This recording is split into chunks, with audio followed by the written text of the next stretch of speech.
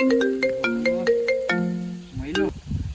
મહિલા કઈ નઈ, જો આ ઘઉં પાકી જાય એટલે આપણે ડિફેન્ડર લખાવા જ આવી ને.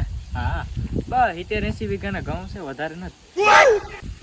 ઝડપથી મારી બાઈ આવી છે, રોજડાનું બસું કરી દીધું કાઢવું બાઈ માંથી. મેં તો ઢોણા કરી લીધા, મારા છોકરા આટવા સંતરનું ઝાડવું આવ્યું, એક આ હેઠે ને કોલા હેઠે, એને મોજ જ કરવા દેવાની હે.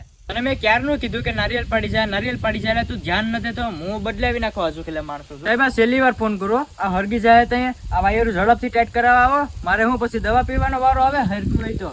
જીત્રા ગામમાં હા તો વાડી આવી ને એટલે પેલા મારી ત્યાં કોદારી દે છે, મારે કરવું પાણી ચાલુ ઘઉંમાં.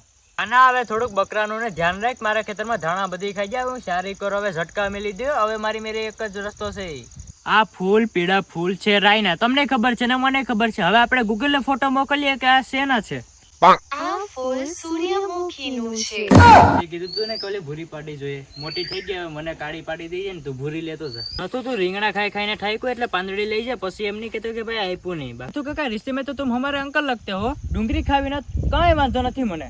એક હાસી વાત કહું, ડુંગળી ખાતે ખાતે તમે અમારું ખેતર ખાઈ જાઓ, તમે વંડી વાંથી આય પુગાડી દીધી. આવા આવાજ પાડ્યું મેળા ભાઈ જીવ. હવે વંડી તો નહીં કહે નતું કાકા નો કટકો પૂછ મારતો જાવ. આ ડુંગળી તો છે વાવે, તું ખાલી ટમેટા લેતો આવીને પનીર બનાવી નાખ્યા.